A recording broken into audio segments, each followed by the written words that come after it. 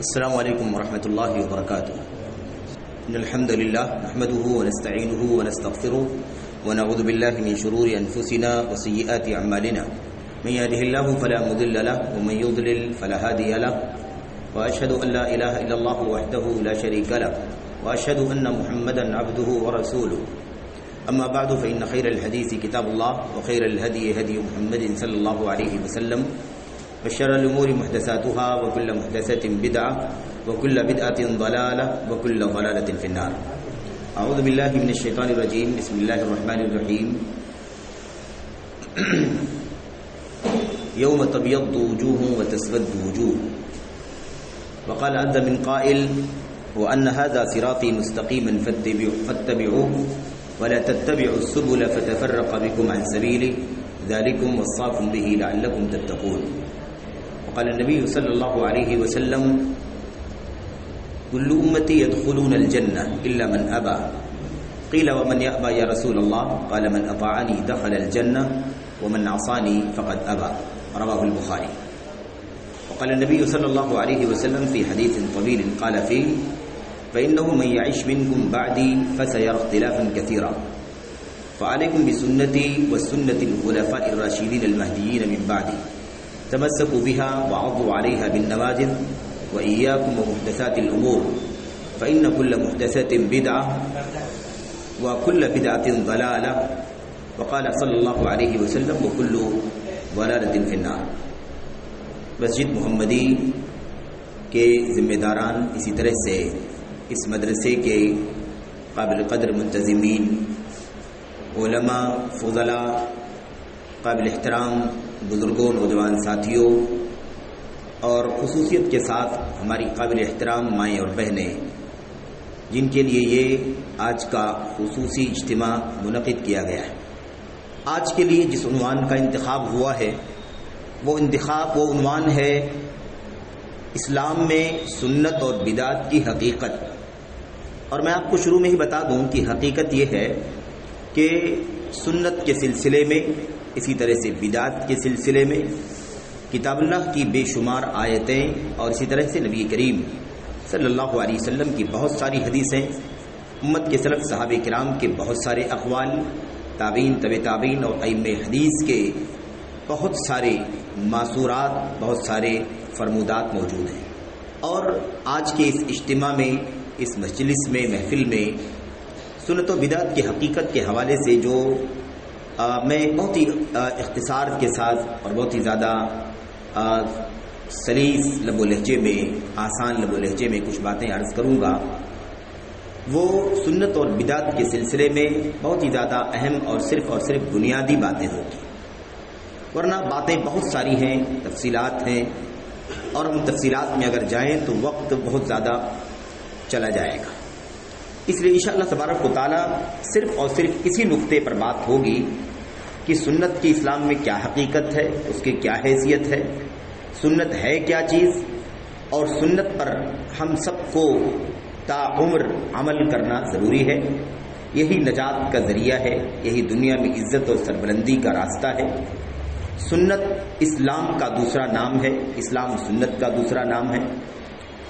اسی طرح سے سنت کے جو خلاف ہے، جس کو ہم بدعت کہتے ہیں، وہ کیا ہے، اس کی حقیقت کیا ہے، قرآن کریم کی آیات کی روشنی میں، نبی کریم صلی اللہ علیہ وسلم کی سنت کی روشنی میں، اسی طرح سے امت کے سلف کے اقوال کی روشنی میں بدعت کیا ہے، اور بدعت کتنی خطرناک چیز ہے، کتنی سنگین چیز ہے، اس سے بچنا ضروری ہے. بدعت اتنی خطرناک چیز ہے کہ انسان کو کفر تک لے کے چلی جاتی ہے اور انسان کو احساس بھی نہیں ہوتا. تو آئیے اللہ تبارک و تعالیٰ کی توفیق مانگتے ہیں، اللہ سے دعا کرتے ہیں کہ اللہ تبارک و تعالیٰ ذمہ داران کی اس کوشش کو قبول فرمائے، اور جو بھی یہاں ہمارے سامنے احباب، بزرگ، ذمہ داران یا نوجوان ساتھی حاضر ہیں وہ، اور خصوصیت کے ساتھ ہماری مائیں بہنیں جو مجلس میں تشریف فرما ہیں، اللہ تبارک و تعالیٰ ہم سبوں کی اس حاضری کو قبول فرمائے، اور اللہ تبارک و تعالیٰ ہمیں اور آپ کو سنت و بدعت کی حقیقت سمجھنے کی توفیق عطا فرمائے. سنت و بدعت کو سمجھ کر اس کے مطابق اپنی زندگیوں میں عمل کرنے اور اگر اس کی خلاف ورزی کہیں ہو رہی ہے تو اللہ تبارک و تعالیٰ اس سے ہمیں اور آپ کو بچنے کی توفیق عطا فرمائے۔ سنت کسے کہتے ہیں؟ سنت عربی زبان میں راستے کو کہتے ہیں۔ راستہ، طریقہ، رہن سہن، یہ سب معنی ہے سنت کا عربک ڈکشنری میں۔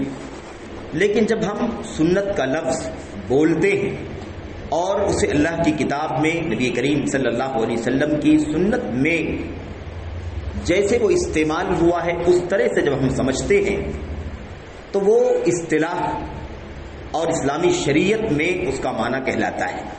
اسلامی شریعت میں جب ہم سنت کہیں گے اور صرف سنت کہیں گے، سنت کے ساتھ کسی کے نام کی نسبت نہیں کریں گے، فلاں کی سنت فلاں کی سنت، صرف سنت کہیں گے تو اس سے مراد نبی کریم صلی اللہ علیہ وسلم کی سنت ہوگی، نبی کریم صلی اللہ علیہ وسلم کا طریقہ ہوگا، آپ کی سیرت ہوگی، آپ کا رہن سہن ہوگا، آپ کا قول ہوگا، یعنی آپ کی زبان سے جو باتیں نکلی ہیں وہ ہوگی، آپ نے جو عمل کر کے دکھایا ہے وہ ہوگا، اور جو کام آپ کے سامنے کیا گیا اور آپ صلی اللہ علیہ وسلم نے اس کام کے کرنے والے کو ٹوکا نہیں، منع نہیں کیا، ڈانٹ ڈپٹ نہیں کیا، تنبیہ نہیں کیا، یہ ساری چیزیں سنت کہلائیں گی۔ اب سنت کو اگر ہم بہت ہی سلیس طریقے سے جاننا چاہیں، آسان طریقے سے کہ سنت کسے کہتے ہیں، تو اسے ہم ایسے سمجھ سکتے ہیں کہ سنت اس طریقے کو کہتے ہیں، اس راستے کو کہتے ہیں جس راستے پر نبی کریم صلی اللہ علیہ وسلم زندگی بھر چلتے رہے اور آپ کے صحابہ کرام آپ کے ساتھ ساتھ اس طریقے پر چلتے رہے۔ وہ آپ کا قول ہے، وہ آپ کا فعل ہے، وہ آپ کے سامنے کیا گیا کام ہے جس پر آپ نے منع نہیں کیا ہے، یہ ہے سنت۔ یعنی نبی کریم صلی اللہ علیہ وسلم کا طریقہ آپ نے جو اپنی زبان سے کہہ دیا وہ سنت ہے، آپ نے اپنے عمل سے جو کر کے دکھا دیا وہ سنت ہے، آپ کے سامنے جو کوئی کام کیا گیا آپ نے منع نہیں کیا، آپ نے تنبیہ نہیں کیا، وہ بھی سنت ہے، آپ نے جو فیصلے کیے وہ بھی سنت ہے، آپ صلی اللہ علیہ وسلم نے جو سوال کا جواب دیا وہ بھی سنت ہے، آپ صلی اللہ علیہ وسلم نے ممبر پر کھڑے ہو کر کے مسجدوں میں جمعے کے دن یا عید کے موقع پر یا راستوں میں یا جنگوں میں جہاں بھی جب بھی آپ نے خطاب کیا، مخاطب کر کے کچھ کہا، وہ سب آپ کی سنت ہے۔ اسی طریقے سے آپ صلی اللہ علیہ وسلم نے جو بھی مسائل، جو بھی فتاوے دیے وہ سب کے سب سنت ہیں۔ تو آپ کا قول، جو بھی آپ نے بولا، جو بھی آپ نے کیا، جو بھی آپ کے سامنے کیا گیا اور آپ نے منع نہیں کیا، یہ طریقہ سنت ہے۔ اور ایک بات اور بھی جان لیں کہ اللہ کے نبی صلی اللہ علیہ وسلم کی سنت جب کہی جاتی ہے تو اس میں آپ یاد رکھیں کہ نبی کریم صلی اللہ علیہ وسلم نے جو بھی کہا ہے، جیسے بھی کہا ہے، دین کے طور پر جو کچھ بھی آپ نے کہا ہے وہ سنت ہے۔ عبداللہ بن عمرو بن عاص رضی اللہ تعالیٰ عنہ سے کسی نے کہا کہ تم محمد صلی اللہ علیہ وسلم کی جو بھی بات سنتے ہو اس بات کو نوٹ کر لیتے ہو، اس کو لکھ لیتے ہو۔ قریش کے لوگوں نے کہا کہ تم جو بھی بات محمد کی سنتے ہو سب نوٹ کر لیتے ہو، جبکہ محمد صلی اللہ علیہ وسلم جو بھی باتیں کرتے ہیں وہ ساری باتیں ایک ہی انداز سے نہیں کرتے، ایک ماحول میں نہیں کرتے، ایک موڈ سے نہیں کرتے۔ کبھی آپ ناراض بھی ہوتے ہیں، کبھی آپ خوش بھی ہوتے ہیں، کبھی آپ غصے میں بھی ہوتے ہیں، کبھی آپ نارمل حالات میں بھی ہوتے ہیں۔ تو تم اگر ہر چیز کو نوٹ کر لو گے تو اس میں ایسی باتیں بھی نوٹ ہو جائیں گی جو مناسب نہیں ہوگی۔ اس لیے تم دیکھ کر کے نوٹ کرو کہ کیا نوٹ کرنا چاہیے، کیا نہیں نوٹ کرنا چاہیے۔ عبداللہ بن عمرو کو جب یہ بات قریش کے لوگوں نے کہا، اور کہا ہی نہیں بلکہ منع کر دیا کہ دیکھو مت لکھا کرو، دیکھ کر کے لکھا کرو کہ کون سی بات لکھنے جیسی ہے اور کون سی بات لکھنے جیسی نہیں ہے۔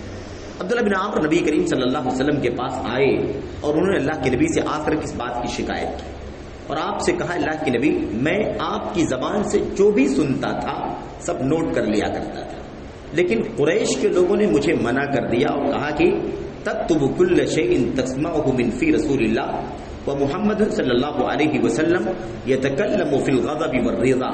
تم محمد کی ہر بات کو نوٹ کر لیتے ہو، محمد غصے میں بھی بات کرتے ہیں، خوشی میں بھی بات کرتے ہیں، اس لیے مت نوٹ کیا کرو، دیکھ کے نوٹ کرو۔ اللہ کے نبی صلی اللہ علیہ وسلم نے اس وقت ایک جواب دیا تھا. آپ صلی اللہ علیہ وسلم نے فرمایا تھا اکتب فوالذی نفس محمد بیدہ ما خرج منہ الا حقا. اللہ کے نبی نے فرمایا عبداللہ بن عمرو تم جو بھی میری زبان سے سنو اسے نوٹ کر لو، کیونکہ اللہ کی قسم جس کے ہاتھ میں محمد کی جان ہے، اس منہ سے حق کے سوا باطل نہیں نکلتا ہے. جو بھی میری زبان سے نکلے گا وہ حق نکلے گا. کیوں؟ اس لیے کہ زبان چلتی میری ہے، لیکن اس زبان پر جو باتیں آتی ہیں وہ اللہ تبارک و تعالیٰ کی ہوتی ہیں. اس لیے میری بات جو بھی ہے تمہیں نوٹ کرنا ہے، تمہیں اس کی فکر نہیں کرنی. قریش کو جانے دو، جو یہ کہتے ہیں جو کہ کفار ہیں اس لیے تمہیں ورغلا رہے ہیں، تم نوٹ مت کرو. اس سے ایک بات واضح ہو جاتی ہے کہ یہ مقام نبی کریم صلی اللہ علیہ وسلم کا ہے. دوسری بات یہ معلوم پڑتی ہے کہ یہ مقام محمد الرسول اللہ صلی اللہ علیہ وسلم کے سوا دنیا میں کسی کا نہیں. دنیا میں کوئی ایسا نہیں ہے جس کی زبان سے کوئی بھی بات نکلے اور حق ہو، اس کی کوئی ضمانت نہیں. اسی بات کو امام مالک ابن انس رحمت اللہ علیہ نے، جن کو امام دار الہجرہ کہتے ہیں اور جو مسجد نبوی میں برسوں تک درس حدیث دیتے رہے، انہوں نے ایک موقع پر نبی کریم صلی اللہ علیہ وسلم کی قبر کی طرف اشارہ کیا، اشارہ کر کے کہا تھا وضاحت سے، یہ واقعہ زندگی کا ہے عبداللہ بن عمرو کا، اور مالک بن انس رحمۃ اللہ علیہ کا واقعہ یہ اللہ کے نبی کی وفات کے بعد کا واقعہ جب آپ مدفون تھے قبر کے. انہوں نے کیا کہا تھا؟ کل یوخذ من قولہ ویرد الا صاحب هذا القبر، کل راد و مردود علیہ الا صاحب هذا القبر. ہر آدمی کی بات کو لیا بھی جا سکتا ہے، ہر آدمی کی بات کو چھوڑا بھی جا سکتا ہے، کسی آدمی کی ساری باتوں کو، کچھ باتوں کو لیا بھی جا سکتا ہے، کچھ کو چھوڑا بھی جا سکتا ہے، سوائے اس قبر والے کے. اس قبر والے کی بات کا معاملہ یہ ہے کہ اس نے جو بھی کہہ دیا ہے اپنی زبان سے، جو بھی کر دیا ہے اپنے عمل سے، اس میں سے کوئی بھی ایک نقطہ چھوڑا نہیں جا سکتا ہے. تمام کی تمام باتوں پر عمل کرنا ضروری ہے. یہ شان ہے ہمارے اور آپ کے نبی محمد الرسول اللہ صلی اللہ علیہ وسلم کی. یہ ہے سنت جو اللہ کے نبی صلی اللہ علیہ وسلم کی زندگی سے ہمیں ملا. آپ کی سیرت سے جو کچھ ملا وہ ہمارے لیے سنت، وہ ہمارے لیے راستہ ہے، وہ ہمارے لیے ڈگر ہے، وہ ہمارے لیے ٹریک ہے اور جنت تک لے جانے کی سڑک.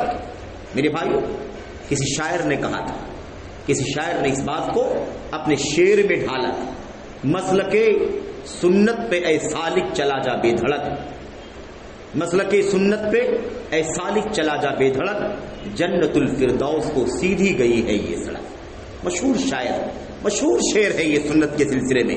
تو سنت کا یہ راستہ اللہ کے نبی صلی اللہ علیہ وسلم کی زندگی کا راستہ ہے. آپ نے جو بھی کہا، جو بھی کیا، جو بھی کیا گیا، آپ کی زندگی میں جو کچھ ہم کو ملا ہے وہ سنت ہے. اب سنت کا مقام کیا ہے؟ یہ سنت کیا چیز ہے؟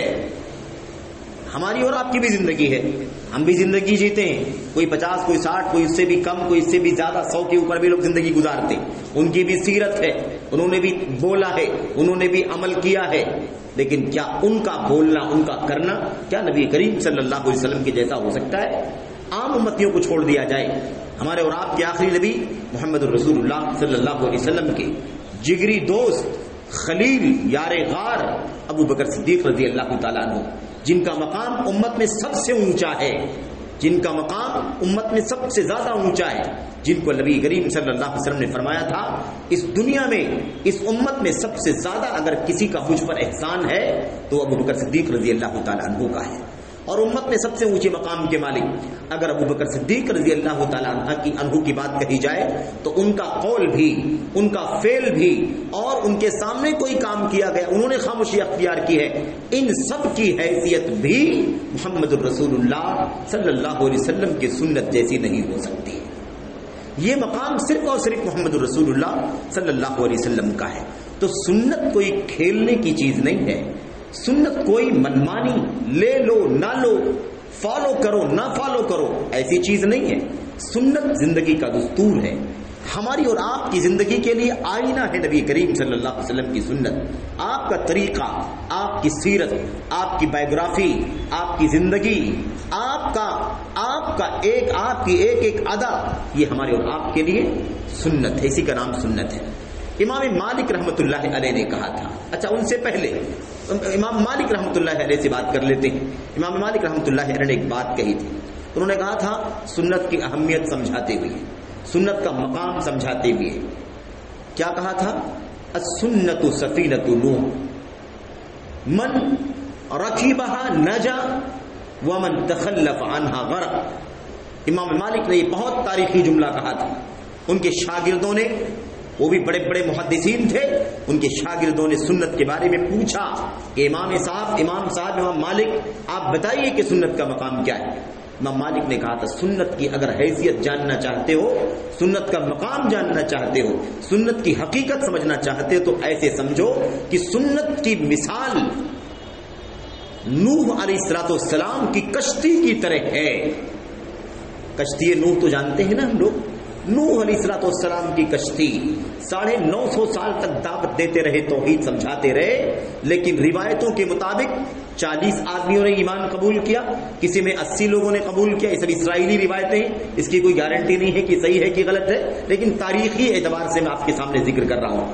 جو بھی تھے، میں کہتا ہوں 10 تھے، 20 تھے، 50 تھے، 100 تھے، 2 جو بھی رہے ہوں، لیکن جو لوگ بھی ایمان لائے تھے اور نوح علیہ السلام کی بنائی ہوئی کشتی میں سوار ہو گئے، وہی نجات پائے، اور جو سوار نہیں ہوئے وہ ہلاک و برباد ہو گئے، حتیٰ کہ ان کا بیٹا کنعان بھی طوفان نوح میں غرقاب ہو گیا، ڈوب گیا.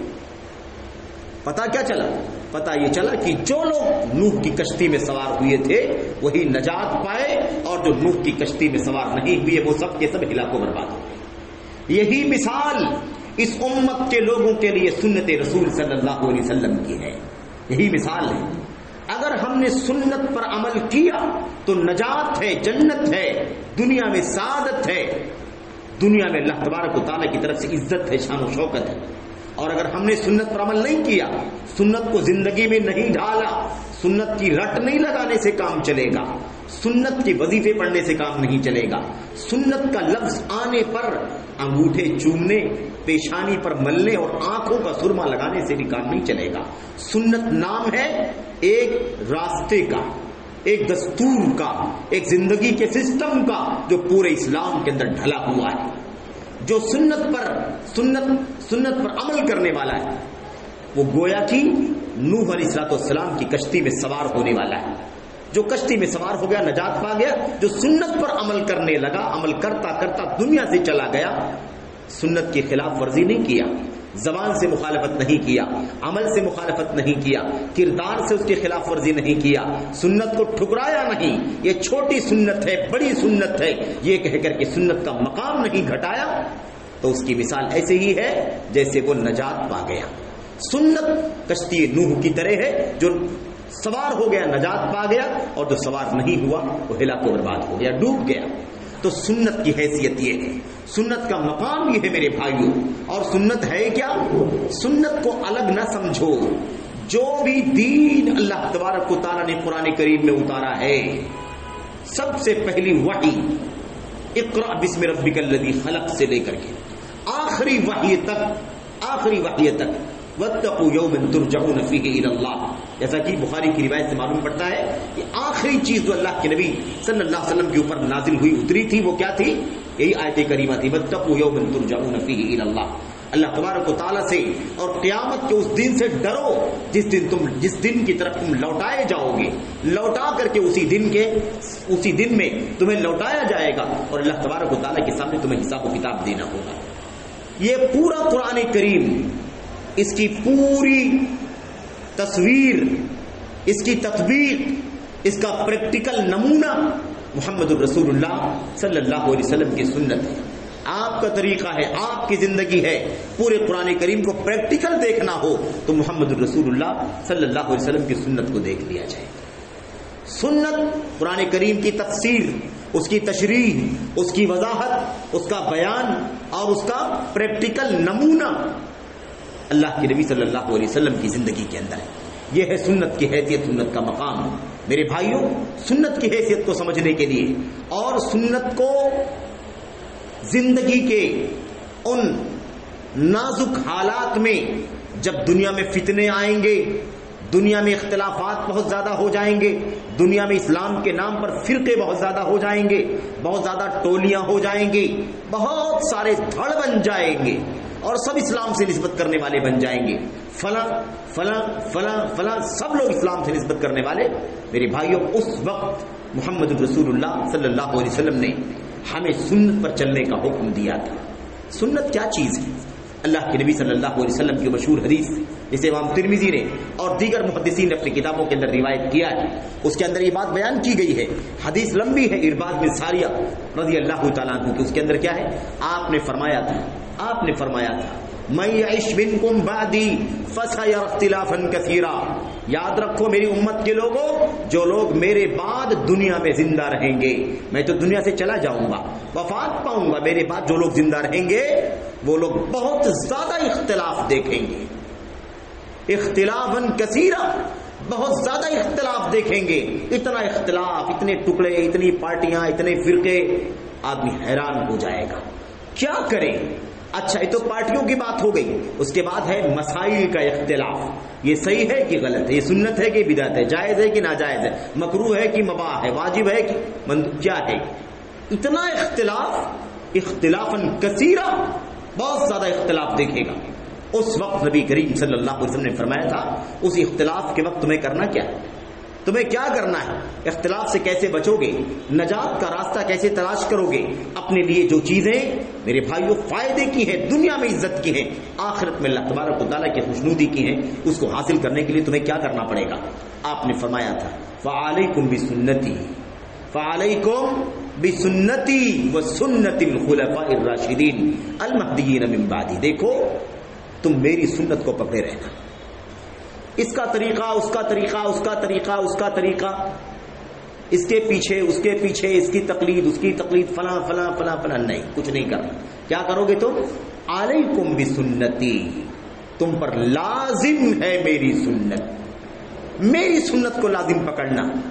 وسنت الخلفاء الراشدین المہدیین من بعدی، اور میرے جانشینوں کی سنت، میرے جانشینوں کی سنت، میرے خلفاء جو آئیں گے میرے بعد جانشین، ان کی سنت پر چلنا. جو نیک ہیں، جو ہدایت کے راستے پر چلنے والے خلفاء ہیں، ان کے راستے پر چلنا. اور کیا کرنا؟ تمسکوا بہا، اسے مضبوطی سے پکڑ لینا. وعضوا علیہا بالنواجذ، اور یہ اندر والے جو دانت ہوتے ہیں نا، آخر والے دانت، داڑھ کے دانت جو مضبوط گرپ رکھتے، مضبوط پکڑتے ہیں، کسی بھی چیز کو پکڑتے ہیں. اللہ کے نبی نے فرمایا داڑھ کے دانتوں سے جکڑ لینا اسے. یہاں پر ایک بات سمجھنے کی، بلکہ دو بات سمجھنے کی. ایک بات یہ سمجھنے کی کہ اللہ کے نبی نے فرمایا میری سنت کو لازم پکڑنا اور میرے خلفاء راشدین کی سنت. کیا دونوں سنتیں الگ ہیں یا ایک؟ کیا میری سنت اور میری خلفاء راشدین کی سنت، تو کیا اللہ کے نبی کی سنت الگ ہے اور خلفاء راشدین کی سنت الگ ہے، یا دونوں ایک ہیں؟ اگر دونوں ایک ہے تو الگ الگ کیوں بیان کیا گیا؟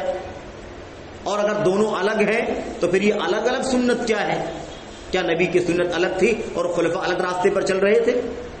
ایک بات یہ سمجھنی. دوسری بات یہ سمجھنی ہے ہمیں کہ نبی کریم صلی اللہ علیہ وسلم نے اتنا زیادہ تاکید سے کیوں سنت پر چلنے کے لیے کہا. میری سنت کو لازم پکڑنا، میرے خلفاء کی سنت کو لازم پکڑنا. ہو گئی نا بات؟ لازم پکڑو، مضبوطی سے، ہو گئی بات. لیکن اللہ کے نبی نے اس کے بعد بھی دو باتیں بیان فرمائی. کیا کرنا؟ کیا فرمایا؟ عضوا علیہا، تمسکوا بہا، اسے مضبوطی سے پکڑ لو.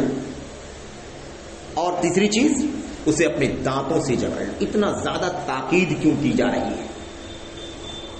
اچھا، جو وقت ہے، جس وقت میں ہمیں بات کرنی ہے اسی میں بات کرنی ہے. ہم نے شروع میں اس لیے تمہید میں کہہ دیا کہ باتیں لمبی ہیں. سنت اور بدعت کا موضوع بہت لمبا ہے، بہت لمبا ہے، گھنٹوں کی ضرورت ہے، کئی گھنٹوں کی. لیکن یہ مجلس انشاءاللہ حقیقت آپ کے سامنے کھل جائے گی کہ سنت کیا ہے، بدعت کیا ہے. اللہ کے نبی صلی اللہ علیہ وسلم نے جو فرمایا میری سنت، میرے خلفاء راشدین کی سنت، یاد رکھو دونوں سنتیں ایک، یہ دونوں سنتیں الگ نہیں ہیں.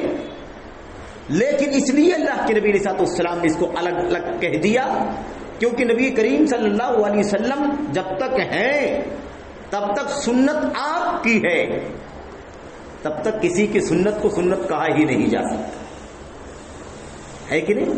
اور آپ جب دنیا سے چلے جائیں گے تو اسی طریقے پر یہ خلفائے راشدین چلنے والے ہوں گے، لیکن نبی اس وقت نہیں ہوں گے، اس لیے الگ الگ کہہ دیا، لیکن ہیں دونوں ایک۔ کیسے معلوم پڑا دونوں ایک؟ دلیل کیا ہے؟ دلیل اللہ تبارک و تعالیٰ، اللہ کے نبی نے کیا فرمایا؟ آگے ہی فرمایا نا، علیکم بسنتی و سنت الخلفاء الراشدین، آگے فرمایا تمسکوا بہا، اسے مضبوطی سے پکڑ لو، اسے، ان دونوں کو نہیں بلکہ اسے۔ تو وہی جو دونوں سنتیں پہلے گزری ہیں نا، میری سنت اور میرے خلفاء کی، ان دونوں کی طرف سنگل ضمیر استعمال کیا۔ اگر دونوں سنتیں الگ ہوتی تو اللہ کے نبی کیا فرماتے؟ تمسکوا بہما، دونوں سنتوں کو پکڑے رہنا، میری سنت پر بھی چلنا اور میرے خلفاء کی سنت پر بھی۔ لیکن اللہ کے نبی نے جو ضمیر نا، ضمیر پروناؤن، تو سنگولر استعمال کیا گیا، جمع نہیں استعمال کیا، دونوں استعمال کیا۔ اس سے معلوم پڑتا ہے کہ دونوں سنتیں ایک ہیں، جو صحابہ، جو خلفاء کی سنت وہ نبی کی سنت، جو نبی کی سنت وہ خلفاء کی سنت۔ آپ نے یہ بات زندگی میں بیان فرما دیا تھا کہ میری خلفاء کی سنت، اور یہ ہوا بھی۔ نبی کریم صلی اللہ علیہ وسلم کے سامنے ایک بڑھیا آئی، کچھ پوچھنے لگی، کچھ مانگنے لگی۔ آپ نے فرمایا ابھی تو نہیں ہے، بعد میں آ جانا۔ بڑھیا نے کہا اللہ کے نبی اگر میں آؤں اور آپ نہ ملیں تب میں کیا کروں گی؟ یعنی اگر میں آؤں اور آپ وفات پا جائیں گے، اگر آپ نہیں رہیں گے تو میں کیا کروں گی پھر؟ تو آپ نے فرمایا اگر تم آنا اور مجھے نہیں پانا تو ابو بکر کے پاس چلے آنا۔ ان اتیتنی ولم تجدینی فاتی ابا بکر، اگر تم آنا اور مجھے نہیں پانا تو ابو بکر کے پاس آ جانا۔ اس کا مطلب واضح ہے نا کہ اللہ کے نبی کے بعد خلیفہ کون ہوگا؟ خلیفہ ابو بکر صدیق ہوں گے، علی نہیں ہوں گے، علی نہیں ہوں گے۔ علی والا جو عقیدہ ہے وہ خلاف سنت ہے۔ سنت یہ ہے جو نبی نے فرما دیا ہے، اگر تم آنا نہیں پانا تو ابو بکر صدیق کے پاس آ جانا۔ اور بھی روایتیں ہیں، خیر الگ موضوع ہم بات کر رہے ہیں۔ اچھا، تو ایک بات تو یہ ہو گئی کہ اللہ کے نبی نے سنت جو الگ الگ کہا اس کا کیا مطلب ہے؟ ایک ہی سنت مراد ہے، الگ الگ نہیں ہے، کنفیوژن نہیں ہونی چاہیے۔ دوسری بات، آپ نے اتنی تاکید کیوں فرمائی؟ اس لیے فرمائی کیونکہ اللہ کے نبی کی وفات کے بعد امت میں اتنی بدعتیں آئیں گی، اتنی بدعتیں پیدا ہوں گی کہ بدعتوں کا طوفان آ جائے گا، بدعتوں کا سیلاب امٹ جائے گا، بدعتوں کی سونامی آ جائے گی۔ انسان سنتوں پر ٹکنا اس کے لیے مشکل ہو جائے گا، ادھر سے حملہ، ادھر سے حملہ، ادھر سے حملہ۔ ارے اتنا برا حال آ جائے گا کہ سنت پر عمل کرنے والوں کو لوگ کہیں گے کہ یہ بدعت کر رہے ہیں، اور بدعت پر چلنے والوں کو لوگ کہیں گے یہ سنت پر چل رہا ہے۔ سنت بدعت بن جائے گی، بدعت سنت بن جائے گی۔ اگر کوئی بدعت کو چھوڑ دے گا سنت پر چلنے والا تو لوگ تانا دیں گے، لوگ کہیں گے دیکھو سنت کو چھوڑ دیا اس نے، یہ حالت ہو جائے گی۔ تو اللہ کے نبی علیہ السلام کو اللہ تبارک و تعالیٰ کی طرف سے اس بات کا پتہ تھا، اندازہ تھا، کیونکہ اللہ کے نبی نے فرمایا نا شروع میں کہ میرے بعد جو لوگ زندہ رہیں گے بہت زیادہ اختلاف دیکھیں گے۔ اب کوئی کہنے والا کہہ سکتا ہے اللہ کے نبی کو علم غیب تھا؟ نہیں، علم غیب نہیں تھا، علم غیب نہیں تھا۔ کہاں سے بتا دیا؟ یہاں سے بتا دیا کہ اللہ نے بتلایا نبی کریم صلی اللہ علیہ وسلم کو، آپ کو بتلایا تو آپ نے بتلا دیا۔ بتلانے سے بتلانے کو علم غیب تو نہیں کہتے، علم غیب کہتے ہیں جب بلا بتلائے پتہ چل جائے، بغیر انفارمیشن کیے پتہ چل جائے تب تو غیب ہوتا ہے۔ اگر اللہ کے بتانے سے معلوم پڑا تو غیب نہیں رہ گیا، وہ تو حاضر ہو گیا، وہ تو ظاہر ہو گیا، وہ کہاں غیب رہ گیا۔ بہرحال کہنے کا مطلب یہ ہے کہ اللہ کے نبی صلی اللہ علیہ وسلم کو اللہ کی طرف سے یہ بات بتلائی کہ وحی کے ذریعے سے پیغام آیا، بتلایا اللہ تبارک و تعالیٰ نے کہ آپ جب دنیا سے چلے جائیں گے میرے نبی تو بہت ساری بدعتیں پیدا ہو جائیں گی، بڑا اختلاف ہوگا۔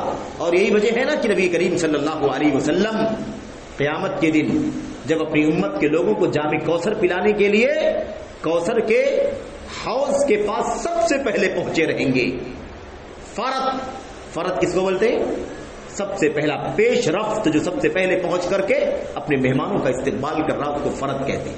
اللہ کے نبی نے فرمایا تھا انا فرطکم علی الحوض, میں حوض کوثر پر تمہارا سب سے پہلے پہنچنے والا ہوں, اور میری امت کے لوگ آئیں گے اور میں انہیں پانی پلاؤں گا, جام کوثر پلاؤں گا. جو ایک بار جام کوثر پی لے گا اسے دوبارہ کبھی پیاس نہیں لگے گی.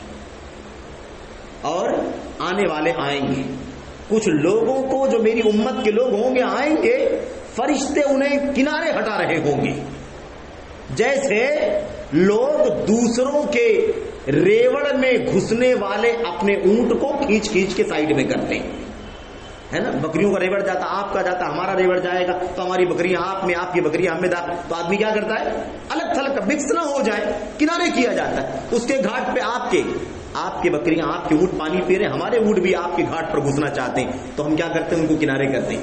اللہ کے نبی نے فرمایا کہ اللہ کے فرشتے میری امت کے کچھ لوگوں کو کنارے کر رہے ہوں گے جیسے اونٹوں کو کنارے کیا جاتا ہے. میں کہوں گا یہ میری امت کے لوگ, آپ کیوں ان کو کنارے کر رہے ہیں؟ اللہ تبارک و تعالیٰ کے فرشتے جواب دیں گے, اللہ کے نبی انک لا تدری ما احدثوا بعدک, نبی صلی اللہ علیہ وسلم آپ کو نہیں معلوم ہے کہ آپ کے دنیا سے چلے جانے کے بعد ان لوگوں نے آپ کی سنت میں کیا کیا بدل دیا تھا اور کون کون سا نیا طریقہ ایجاد کر لیا تھا. تو پتہ کیا چلا کہ یہ ہے اتنا خطرناک بدعتوں کا حملہ ہوگا کہ امت کے لوگ اللہ کے نبی کی سنتوں سے بھگا دیے جائیں گے, ہٹا دیے جائیں گے. اتنا بدعت پر عمل کیا جائے گا کہ سنتیں دب جائیں گے اور بدعتیں اوپر اٹھ جائیں گے. بدعت کرنے والے دندنائیں گے اور سنت پر عمل کرنے والے پیچھے رہ جائیں گے. ان کو نیگلیکٹ کیا جائے گا, ان کو بدنام کیا جائے گا, سنت پر چلنا بہت مشکل ہو جائے گا. اللہ کے نبی نے فرمایا صلی اللہ علیہ وسلم نے, آپ نے فرمایا سیاتی علی الناس الزمان الصابر فیہم علی دینہ کالقابض علی الجمر. آپ نے فرمایا تھا ایک وقت میری امت پر ایسا آئے گا جب لوگوں کو اللہ کے دین پر, نبی کی سنت پر ٹکنا اور اس پر جمنا اتنا مشکل ہو جائے گا جیسے آگ کے انگارے کو ہاتھ میں لینا مشکل ہو جاتا ہے, جیسے آگ کے گولے پر چلنا مشکل ہوتا ہے. کیا کوئی آگ کے انگارے کو ہاتھ میں لے سکتا ہے؟ کتنا ٹف. کوئی شخص آگ کے انگارے پر پیر رکھ سکتا ہے؟ کتنا ٹف کام. جیسے یہ مشکل ہے اس سے بھی زیادہ مشکل کیا ہو جائے گی, اس سے بھی زیادہ مشکل ہو جائے گا سنت پر عمل کرنا. میرے بھائیو, اللہ کے نبی محمد رسول اللہ صلی اللہ علیہ وسلم نے فرمایا, اسی لیے فرمایا کہ دیکھ اشارہ ہے اس کے اندر کہ ایک زمانہ آئے گا جب سنت پر چلنا بہت مشکل ہو جائے گا, بدعتوں کی آندھیاں چلیں گی. اس لیے آپ نے فرمایا اسے پکڑ لو, اس کو لازم پکڑ لو, اس کو مضبوطی سے تھام لو اور اسے اپنے دانتوں تلے جکڑ لو. یہ تعلیم دی جا رہی ہے سنت کو بہت مضبوطی سے پکڑنا ہے ورنہ بدعتیں تم کو بہا لے جائیں. بدعتوں کے طوفان میں, بدعتوں کی آندھیوں میں تم سنت پر ٹک نہیں پاؤ گے, جم نہیں پاؤ گے. یہ حالت ہو جائے گی تمہاری. اسی لیے محمد رسول اللہ صلی اللہ علیہ وسلم اتنی تاکید سے, ورنہ اللہ کے نبی کی بات ہے ایک بار آپ کہہ دیتے میری سنت پر چلتے رہنا, میرے خلفاء کی سنت پر چلتے رہنا کافی ہو جاتا. لیکن اتنا جو دانت سے اور ہاتھ سے اور مضبوطی, یہی بتانے کے لیے کہ بدعتوں کا حملہ بہت زیادہ ہوگا, سنت پر چلنا مشکل کر دیا جائے گا. اچھا بات لمبی نہ ہو, اللہ کے نبی صلی اللہ علیہ وسلم کی بہت ساری باتیں آپ نے فرمایا صلی اللہ علیہ وسلم نے. اچھا اس حدیث کے اندر جو بات ہے نا آگے, وہ آگے آ رہی ہے, وَإِيَّاكُمْ وَمُحْدَثَاتِ الْأُمُورِ, اور میں میری امت کے لوگوں اسلام کے معاملات میں, اسلام کے مسائل میں, اسلام میں جو نئی باتیں ایجاد کی جائیں گی, ایاکم, اس سے اپنے آپ کو بچا کر رکھنا, دیکھنا, چوکنا رہنا, بچ کر کے رہنا. یہ نئی باتیں میری سنت میں, نئی باتیں میرے دین کے اندر جو داخل کر دی جائیں گی, اس سے اپنے آپ کو بچانا. کیوں؟ اس لیے کہ دین کے اندر ہر نئی بات بدعت ہے اور ہر بدعت گمراہی ہے. نبی کا طریقہ ہدایت ہے تو بدعت کا طریقہ ضلالت ہوگا کہ نہیں ہوگا؟ ضلالت. فإن كل محدثة بدعة, اس لیے کہ ہر نئی چیز بدعت ہے اس دین کے اندر, اور ہر بدعت ضلالہ, گمراہی ہے. اور جب گمراہی آئے گی تو گمراہی کا ٹھکانہ جہنم ہے. جنت گمراہی کا ٹھکانہ نہیں, جنت ہدایت کا راستہ ہے. ہدایت پانے والوں کو جنت ملے گی. اور دلالت اور گمراہی پانے والوں کو جہنم کی آگ میں جلنا ہوگا. یہ بات اللہ کے نبی صلی اللہ علیہ وسلم نے بیان فرما دی. اچھا، نبی کریم صلی اللہ علیہ وسلم نے اس حوالے سے اور بھی باتیں بیان فرمائی ہیں. مثال کے طور پر ایک دو باتیں اور ذکر کر کے بدعت پر میں آنا چاہتا ہوں. سنت کی حقیقت یہ ہے، سنت کا مقام یہ ہے، سنت کی اہمیت یہ ہے، سنت کی انسانی زندگی میں قیمت یہ ہے. آخری بات، اللہ کے نبی صلی اللہ علیہ وسلم نے فرمایا کل امتی یدخلون الجنہ الا من ابا. میری امت ساری کی ساری، میری امت کے سارے لوگ یدخلون الجنہ، جنت میں داخل ہوں گے، الا من ابا، سوائے اس کے جو جنت میں داخل ہونے سے انکار کر دے. جو جنت میں داخل ہونے سے انکار کر دے یعنی کہہ دے مجھے جنت میں نہیں جانا ہے، مجھے جنت میں نہیں جانا ہے. صحابہ نے پوچھا اللہ کے نبی ومن یا ابا، بھلا جنت میں جانے سے کون انکار کر سکتا ہے؟ کون ہے ایسا بدبخت جو یہ کہے کہ مجھے جنت میں نہیں جانا ہے؟ اللہ کے نبی صلی اللہ علیہ وسلم نے فرمایا، جواب دیا، آپ نے فرمایا من اطاعنی دخل الجنہ ومن عصانی فقد ابا. جو میری بات مانتا ہے، جو میرے طریقے پر چلتا ہے، میرا کہا ہوا فالو کرتا ہے، میرا کیا ہوا فالو کرتا ہے، میرے بتائے کے مطابق زندگی گزارتا ہے، یہ کون ہے؟ جنت میں داخل ہوگا، یہ جنت میں جائے گا. سنت کا مقام دیکھو، نبی کے طریقے پر چلنے والا جنت میں جائے گا. ومن عصانی، اور جو میری نافرمانی کرنے والا ہے، میری بات کو نہیں مانے گا، میری بات پر عمل نہیں کرے گا، میری سنت پر، میرے طریقے پر، میرے فعل پر، جو کچھ میں نے کیا ہے اس کے مطابق عمل نہیں کرے گا، اللہ کے نبی نے فرمایا فقد ابا، تو جان لو کہ وہ جنت میں جانے سے انکار کر رہا ہے. تو نبی کے طریقے پر چلنا جنت میں جانے کا طریقہ ہے. نبی کے طریقے پر نہ چلنا، نبی کی نافرمانی کرنا، جنت میں جانے سے انکار کرنا ہے. یہ ہے سنت کی حیثیت. دین میں، اسلام میں یہ سنت کی حیثیت ہے. یہ اسلام میں سنت کی حقیقت اور اس کا مقام ہے. میرے بھائیوں، اللہ کے نبی محمد رسول اللہ صلی اللہ علیہ وسلم کے سنت کے بارے میں بہت ساری باتیں موجود ہیں. ہم نے شروع میں قرآن کریم کی ایک آیت کریمہ پڑھی تھی، اس کا یہاں پر ترجمہ کر کے ہم بات آگے بڑھا دیتے ہیں. آپ کے ساتھ اللہ تبارک و تعالی نے فرمایا وَأَنَّ هَذَا صِرَاطِي مُسْتَقِيمًا فَاتَّبِعُوهُ وَأَنَّ هَذَا صِرَاطِي مُسْتَقِيمًا فَاتَّبِعُوهُ.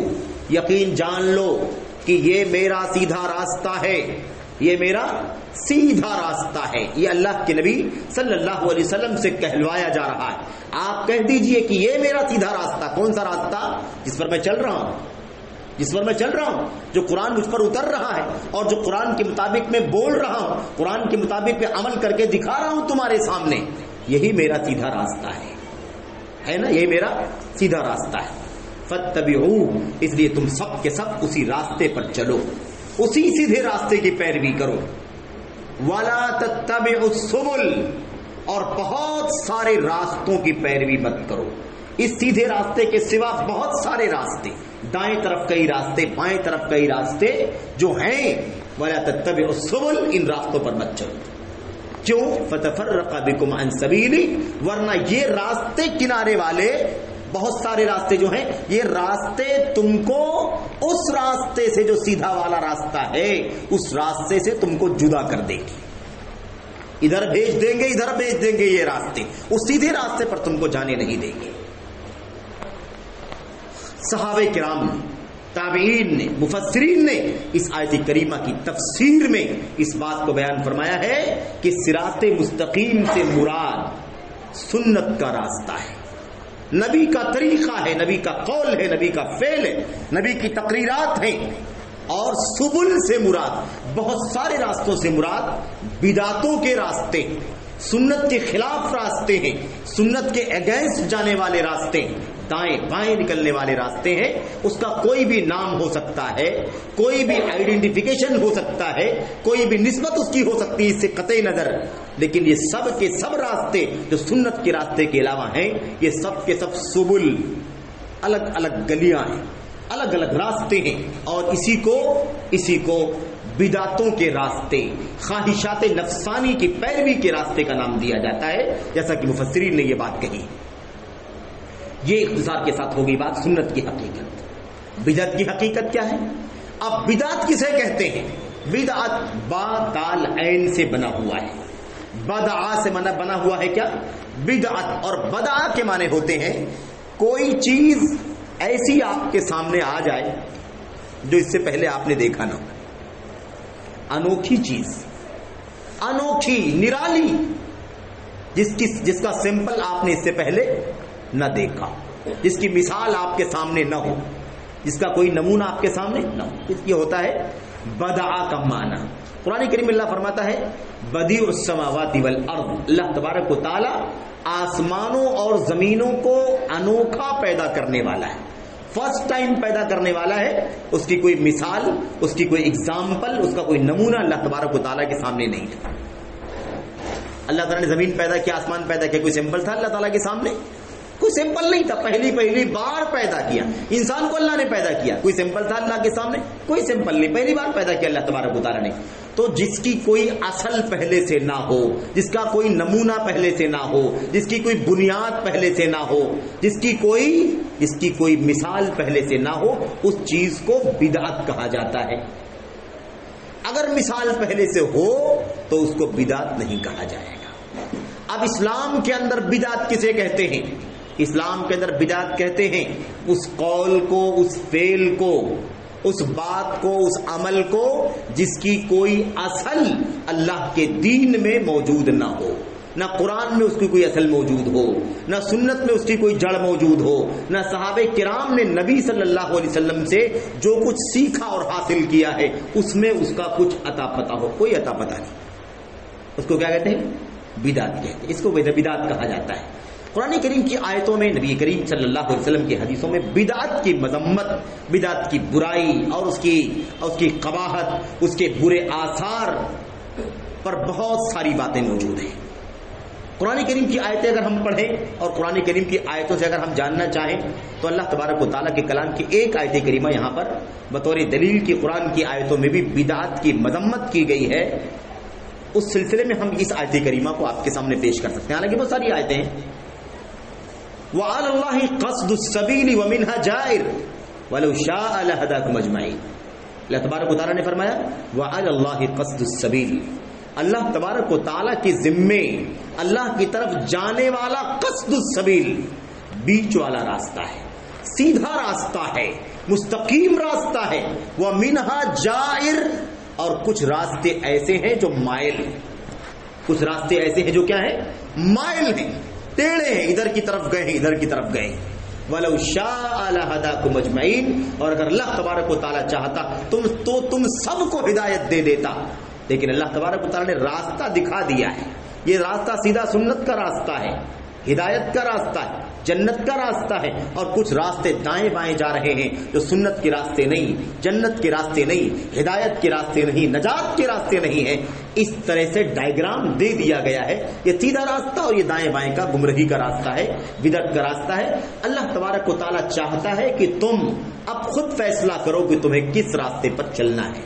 اگر اللہ چاہتا تو سب کو ہدایت دے دیتا، سب کو فرشتہ بنا دیتا، انسان ہی نہیں بناتا کہ غلطی کرے.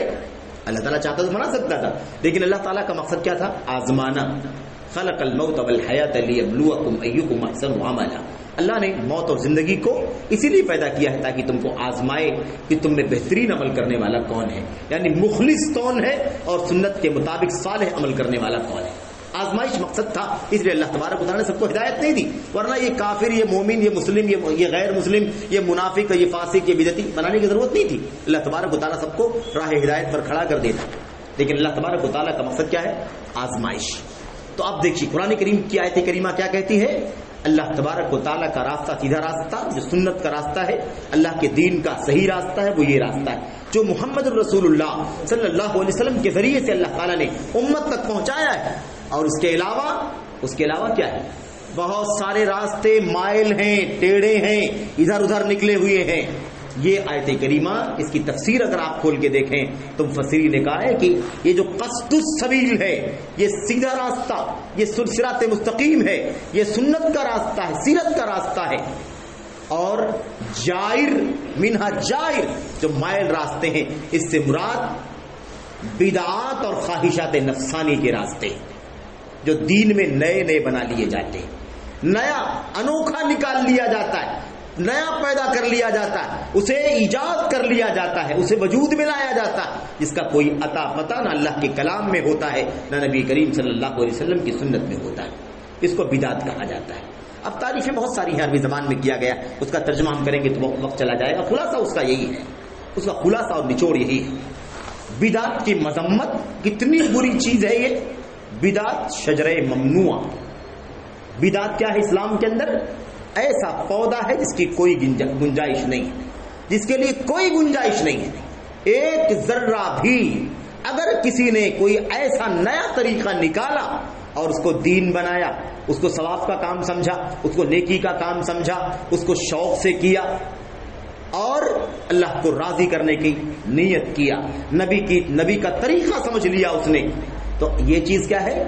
یہ چیز اتنی بری ہے کہ جیسے شجرہ ممنوع ہو۔ اللہ تبارک و تعالی نے آدم علیہ السلام کو اور حوا کو شجرہ ممنوع سے، ملعونہ سے بچنے کا حکم دیا تھا۔ پوری جنت میں جہاں جاؤ، کھاؤ پیو گھومو، کوئی مسئلہ نہیں ہے، لیکن یہ درخت جو ہے نا، یہ پودا، اس پودے کے قریب نہیں جانا۔ ایسے ہی بدعت شجرہ ممنوع ہے۔ اللہ کے نبی محمد رسول اللہ صلی اللہ علیہ وسلم کی وہ حدیث تو گزر چکی ہے آپ کے سامنے۔ نئی باتوں سے بچنا دین اسلام کے اندر، کیونکہ نئی بات بدعت ہے، بدعت گمراہی ہے، گمراہی جہنم میں لے کر کے جانے والی۔ اللہ کے نبی صلی اللہ علیہ وسلم کی دوسری حدیث ہے، اللہ کے نبی صلی اللہ علیہ وسلم نے فرمایا من احدث فی امرنا ھذا ما لیس منہ فہو رد۔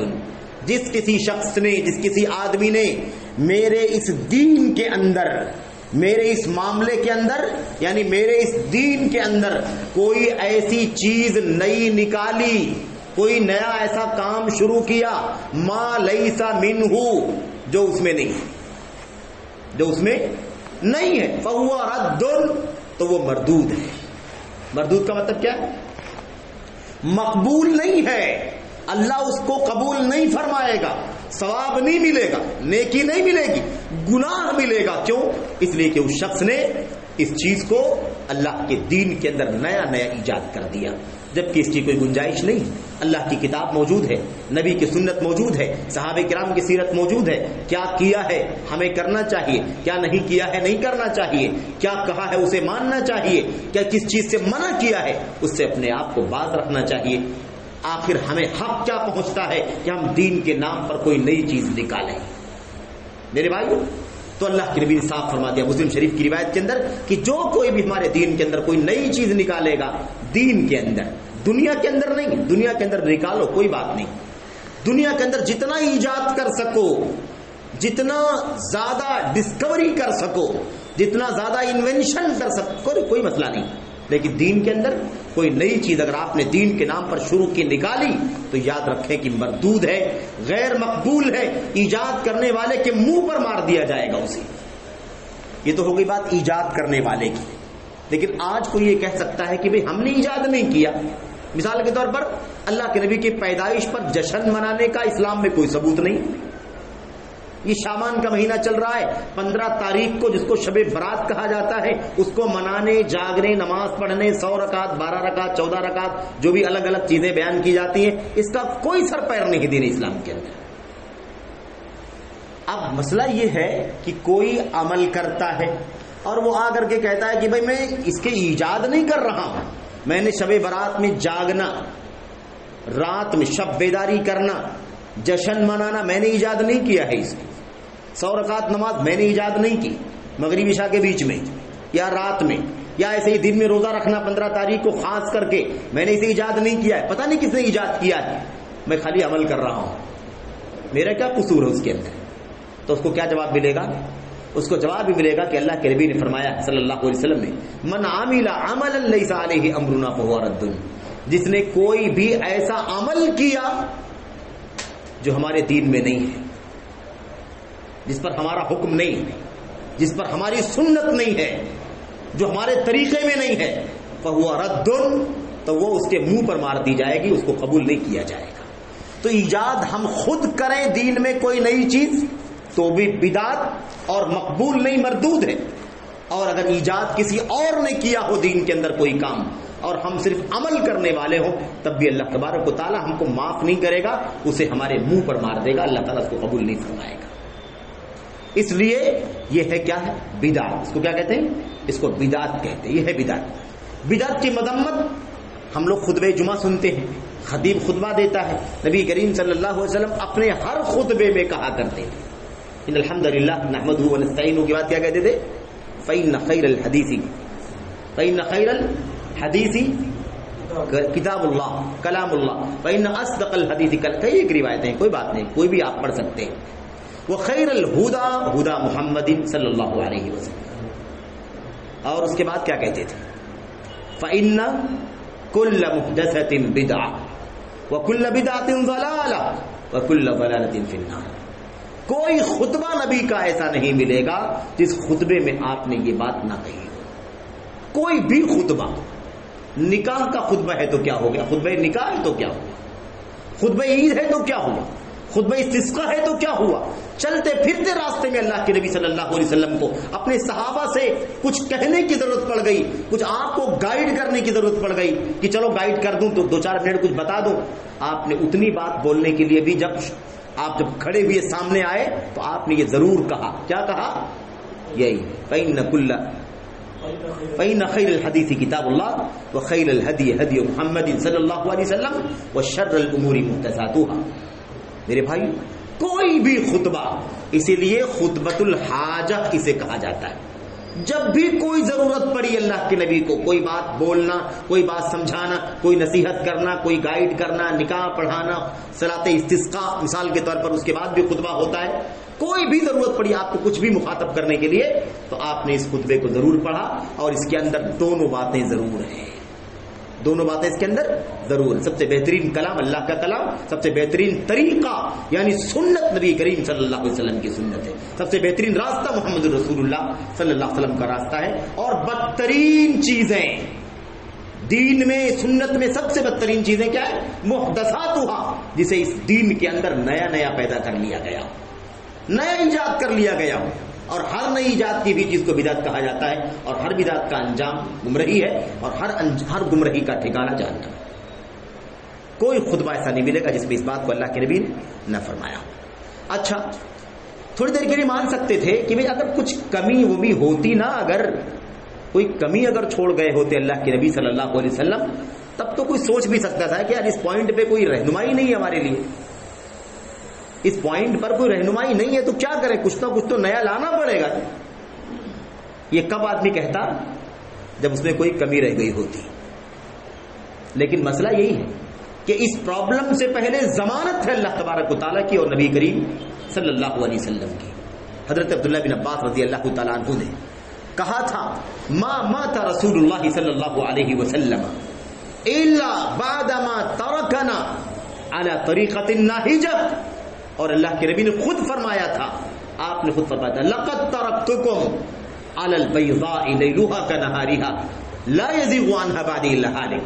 اللہ کے نبی نے فرمایا تھا، میں دنیا سے تو جا رہا ہوں، دنیا سے جا رہا، وفات میری ہو جائے گی، لیکن یاد رکھو میں تمہیں ایک ایسے راستے پر چھوڑ کر کے جا رہا ہوں، اتنا روشن کہ جیسے دن ہے ایسے ہی روشن ہے۔ ایک روایت میں آپ نے فرمایا اس کی راتیں دن کی طرح روشن ہیں، اور ایک روایت میں اللہ کے نبی نے فرمایا اس میں دن رات کا فرق ہی نہیں ہے، راتیں بھی ویسے ہی ہیں جیسے دن ہے، اس کا دن اس کی راتیں برابر ہے، لیلھا و نہارھا سوا، اس کی راتیں اور اس کے دن کیا ہے؟ برابر ہے، کوئی فرق نہیں۔ اللہ کے نبی نے فرمایا کوئی کنفیوژن نہیں، کوئی ڈاؤٹ نہیں، کہیں کوئی کمی نہیں، کہیں کوئی محتاجگی نہیں کہ کسی پوائنٹ پر کیا اسٹینڈ لینا ہے، کیا کرنا ہے، ایسا کوئی مسئلہ آپ کو دنیا میں نہیں ملے گا جس کی رہنمائی محمد رسول اللہ صلی اللہ علیہ وسلم نے نہیں کی۔ اسی بات کو عبداللہ بن عباس نے کہا تھا، اللہ کی قسم محمد رسول اللہ صلی اللہ علیہ وسلم کی اس وقت تک دنیا سے موت نہیں ہوئی، آپ نہیں مرے، آپ کی وفات اس وقت تک نہیں ہوئی جب تک کہ آپ نے اپنی امت کو ایک روشن اور سیدھے راستے پر لا کر کے نہیں چھوڑ دیا۔ لقد كان لكم في رسول الله اسوة حسنة لمن كان يرجو الله واليوم الآخر وذكر الله كثيرا۔ سورہ احزاب میں اللہ نے فرمایا یقیناً تمہارے لیے محمد الرسول اللہ صلی اللہ علیہ وسلم کی زندگی میں بہترین نمونہ ہے، بہترین نمونہ ہے، بہترین آئیڈیل ہے، آئینہ ہے محمد رسول اللہ صلی اللہ علیہ وسلم کی زندگی، آپ کی سیرت، آپ کا قول و فعل، آپ کی تقریرات، جس کو زندگی کا آئینہ دیکھنا ہو، کہاں جائے کہاں نہ جائے، کیا کرے کیا نہ کرے، کیا اچھا ہے کیا برا ہے، کیا جنت کا کیا جہنم کا، اللہ کے نبی کی سیرت بہترین آئیڈیل، وہاں دیکھ لیا جائے۔ کسی ظالم نے کبھی کہا تھا کہ اس آیت میں یہ کہا ہے اللہ تعالیٰ نے کہ محمد کی زندگی صلی اللہ علیہ وسلم بہترین نمونہ ہے، یہ نہیں کہا ہے کہ کمپلیٹ نمونہ ہے۔ کسی نے کہا تھا یہ مسئلہ، لیکن یہ نہیں سمجھا اس ظالم نے کہ اگر محمد الرسول اللہ کی سیرت بہترین نمونہ ہے، اس بات کی ضمانت ہے کہ کمپلیٹ نمونہ ہے، کیونکہ اب یہ شریعت اور یہ سنت قیامت تک کے لیے ہے۔ اب آپ کی وفات کے بعد قیامت سے پہلے کوئی کتاب نہیں آنے والی، کوئی شریعت نہیں آنے والی، کوئی نبی اور پیغمبر نہیں آنے والا، تو وہ آپ کی سیرت، آپ کی زندگی اچھا نمونہ کیسے ہو سکتی ہے جب کمپلیٹ نمونہ نہیں ہوگی؟ اچھا ہونے کے لیے کمپلیٹ ہونا ضروری ہے، اچھا ہونے کے لیے سب کے لیے ضروری ہے، اچھا ہونے کے لیے زمان مکان کی قید کے بغیر ہر دور کے لیے، ہر زمانے کے لیے، اور قیامت تک انسانیت کتنی بھی زیادہ بڑھ جائے ان سب کے ایشوز کو حل کرنا ضروری ہے۔ اور یہ محمد رسول اللہ صلی اللہ علیہ وسلم کی سنت کا یہ میرے بھائیوں یہ اعلان ہے کہ دنیا میں کوئی ایسا مسئلہ کبھی پیدا نہیں ہوگا جس کا کوئی نہ کوئی حل نبی کریم صلی اللہ علیہ وسلم کی سنت کے اندر موجود نہ ہو۔ تو جب یہ ضمانت ہے تو پھر کسی کو کچھ نیا نکالنے کی گنجائش کہاں سے، کسی کو بدعت ایجاد کرنے کی گنجائش کہاں سے، کسی کو ایجاد کی ہوئی چیز پر عمل کرنے کی گنجائش کہاں سے ہو سکتی؟ کوئی گنجائش نہیں۔ فماذا بعد الحق الا الضلال، حق کے بعد گمراہی کے سوا کچھ نہیں ہے۔ حق ہے اور حق ہمارے سامنے ہے جو سنت میں ڈھلا ہوا ہے۔ امام بربہاری نے کہا تھا، ابو الحسن علی بربہاری نے اپنی کتاب شرح السنہ کے اندر، اللہ اکبر، کہا تھا الاسلام هو السنہ والسنۃ ہی الاسلام، اسلام سنت ہے اور سنت اسلام کا دوسرا نام ہے۔ میرے بھائیوں، تو اللہ کے نبی صلی اللہ علیہ وسلم کی سنت کا معاملہ یہ ہے، اس میں کوئی کمی نہیں، کوئی کوتاہی نہیں، ساری زندگی کے مسائل اس کے اندر موجود ہیں۔ نئی چیز ایجاد کرنے کی کوئی بھی ضرورت نہیں ہے، کوئی نئی ایجاد کرنے کی ضرورت نہیں، اس لیے بدعت کہا، گمراہی کہا، جہنم کا راستہ قرار دیا۔ یہ بات اس لیے کہی گئی تاکہ کسی کو کوئی ڈاؤٹ باقی نہ بچے۔ میرے بھائیوں، اسی بات کو، آخری بات میں بات ختم کر رہا ہوں، اسی بات کو عبداللہ بن مسعود نے کہا تھا۔ عبداللہ بن مسعود رضی اللہ تعالیٰ عنہ، اتبعوا ولا تبتدعوا فقد کفیتم، اے لوگوں بس تمہارا کام یہ ہے کہ تم سنت پر چلتے چلے جاؤ، سنت کی پیروی کرتے رہو، سنت کی اتباع کرتے رہو۔ فقد ولا تبتدعوا، اور نئی چیز مت نکالو، سنت کی پیروی کرو، سنت کی اتباع کرو، نئی چیز مت نکالو۔ کیوں؟ فقد کفیتم، کیونکہ تمہارے لیے جو چاہیے تھا سب پورا دے دیا گیا ہے، کافی ہو چکا ہے، تم کو نیا نکالنے کی ضرورت نہیں۔ اور اگر انسان مسلمان واقعی سنت کا صحیح معنوں میں اگر دیوانہ ہو جائے، سنت کا خوگر ہو جائے، تو انشاءاللہ تبارک و تعالی سنت اس کو زندگی کے ہر مسئلے میں رہنمائی کرنے کے لیے تیار ہے۔ میرے بھائی بات لمبی نہ ہو جائے، اسی پر ختم کرتا ہوں، اللہ سے دعا کرتا ہوں کہ اللہ تبارک و تعالی ہمیں اور آپ کو سنت کی حقیقت اور بدعت کی مذمت اور اس کا انجام سمجھنے کی توفیق عطا فرمائے۔ اسلام میں سنت کا معنی یہ ہے، سنت کی حقیقت یہ ہے، سنت کا مقام یہ ہے، سنت کے دلائل یہ ہیں، اس کی جامعیت اور شمول کا عالم یہ ہے، اور اسلام کے اندر بدعت اسے کہتے ہیں۔ بدعت کا معنی یہ ہے، بدعت کی مذمت یہ ہے، بدعت کی برائی یہ ہے۔ یہ کتاب و سنت کی روشنی میں اسلام کے اندر سنت و بدعت کی حقیقت کے بارے میں چند باتیں تھیں جو آپ کے سامنے عرض کی گئی۔ اللہ سے دعا ہے کہ اللہ تبارک و تعالیٰ اس مختصر سی بات کو اللہ تعالیٰ ہم سب کو سمجھنے کی توفیق عطا فرمائے، ہماری مائیں بہنیں بھی ان باتوں کو سمجھیں، ہمارے بھائی بھی، ہمارے عزیز بچے بھی، سبھی ان باتوں کو غور کریں، اور اللہ تبارک و تعالیٰ سے ہم سب مل کر کے دعا کریں کہ اللہ تبارک و تعالیٰ ہمیں اور آپ کو صحیح معنوں میں سنت پر چلنے کی توفیق عطا فرمائے، ہمیں اور آپ کو بدعتوں سے، محدثات سے، نئی باتوں سے، نئی ایجادات سے، فرقوں سے، ٹولیوں سے، اختلافات سے بچنے کی توفیق عطا فرمائے۔ آمین رب العالمین، وصلی اللہ وسلم وبارک علی نبینا محمد وعلی آلہ وصحبہ اجمعین۔ السلام علیکم ورحمۃ اللہ وبرکاتہ۔